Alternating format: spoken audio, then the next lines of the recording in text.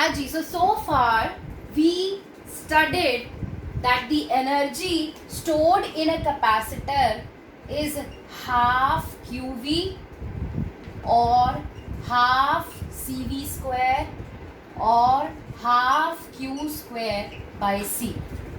Right? ये तीन formulas हैं for the energy stored in a capacitor. Now suppose if we have combination of capacitors, then how we can calculate the total energy. Okay, suppose करिए अगर series combination है, okay, अगर series combination है capacitors का, तो series में the charge remains the same. Correct? अगर मेरे पास अलग अलग कैपेसिटर्स हैं और उन कैपेसिटर्स को मैंने सीरीज में कनेक्ट किया हुआ है, तो उन कैपेसिटर्स के लिए चार्ज सेम रहेगा, राइट? लेकिन कैपेसिटर अलग होने की वजह से पोटेंशियल अलग रहेगा. सो यहाँ पर we will use this formula.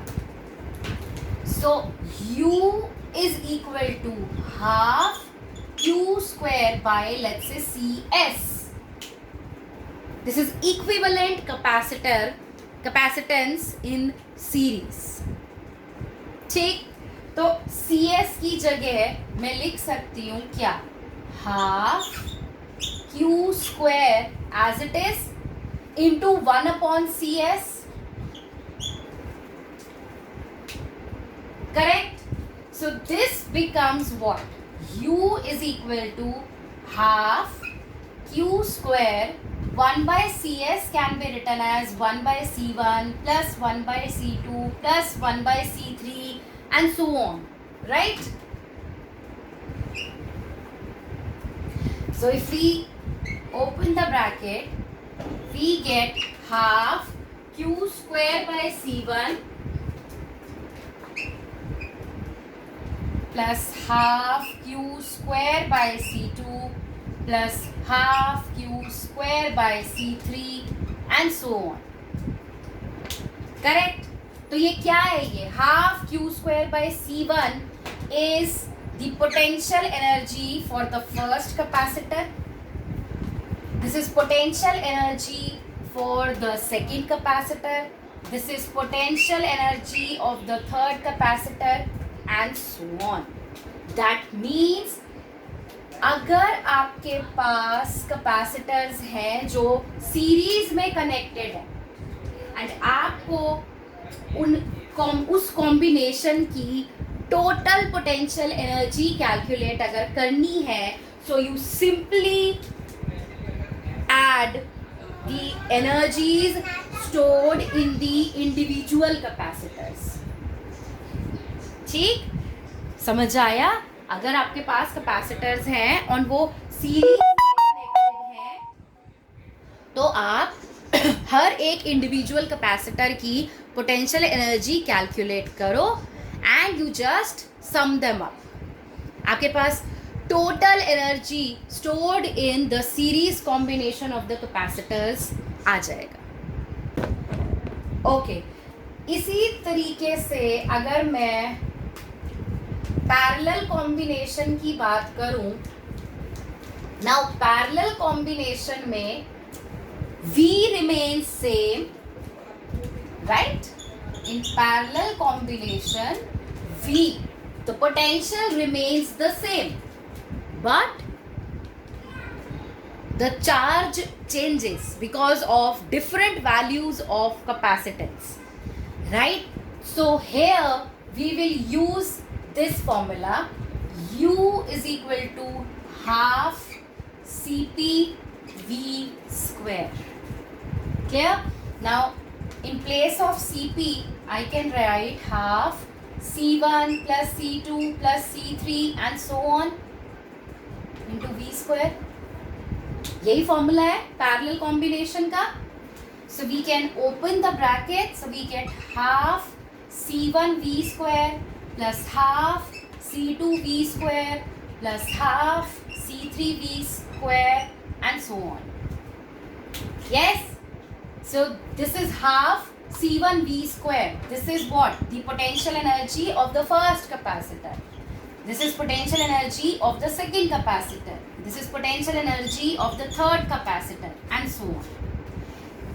So आप देख सकते हो कि आपके कैपेसिटर्स चाहे पैरेलल में कनेक्टेड हो चाहे सीरीज में कनेक्टेड हो, अगर आपको total energy for the combination of capacitors calculate करना है, so that is simply equal to the sum of the energies stored in individual capacitors.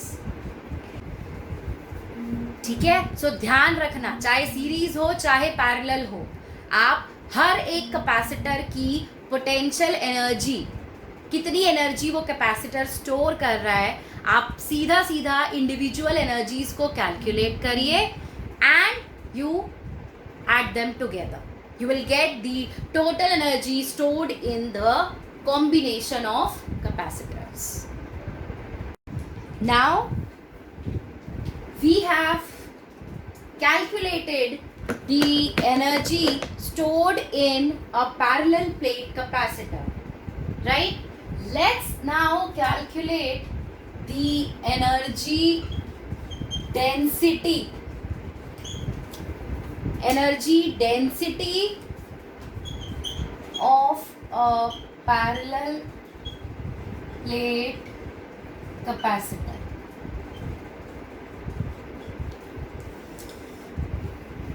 Okay, हमने अभी तक एनर्जी कैलकुलेट कर ली है. Let's now calculate the energy density. ठीक, energy density क्या होता है? Energy density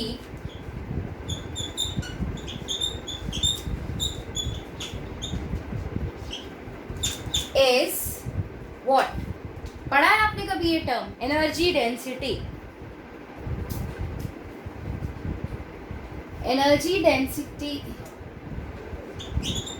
yes, correct. Energy density is simply the total energy upon the volume. ठीक, energy density is the total energy stored in a capacitor upon the volume that it has. Energy density का symbol होता है small u. So small u is what? Capital U upon V, the volume. ठीक, now capital V and U, ये terms हम लिख सकते हैं कैसे? U is equal to the total energy is half CV square. मैं इसको पूरा ही लिखती हूँ वॉल्यूम, ताकि आपको इस V के साथ कंफ्यूजन ना हो. ठीक, so total energy is half CV square upon volume is area into distance, right? So हमने A लिया था area of the plates and D distance लिया था the separation of the plates, right? याद है ना?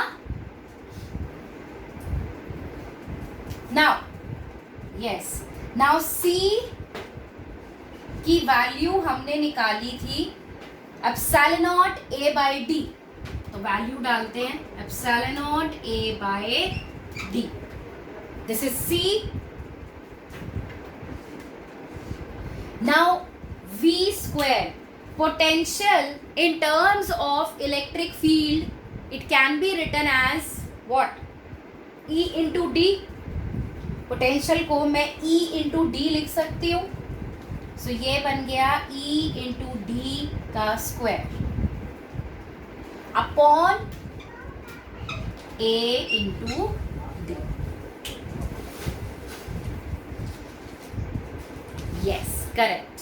अब यहां से आप देख सकते हो A से A कट गया, D स्क्वायर से D स्क्वायर कट गया. सो आपके पास सिंपल एनर्जी डेंसिटी का एक छोटा सा सिंपल सा फॉर्मूला आ गया, half epsilon not E square, right? Where epsilon naught is the permittivity, the absolute electrical permittivity in vacuum, and E is the electric field in the space between the capacitor plates. capacitor plates के बीच में जो space था वहां पर जो electric field generate हुई थी, याद है, पॉजिटिव चार्जेस से नेगेटिव चार्जेस तक, ये वो इलेक्ट्रिक फील्ड है. क्लियर? एंड यहां से अगर आप SI यूनिट की बात करो, सो the SI unit of energy density is joule per meter cube, because total energy की SI यूनिट हो गई जूल, वॉल्यूम की है metre cube, so the SI unit of energy density is joule per metre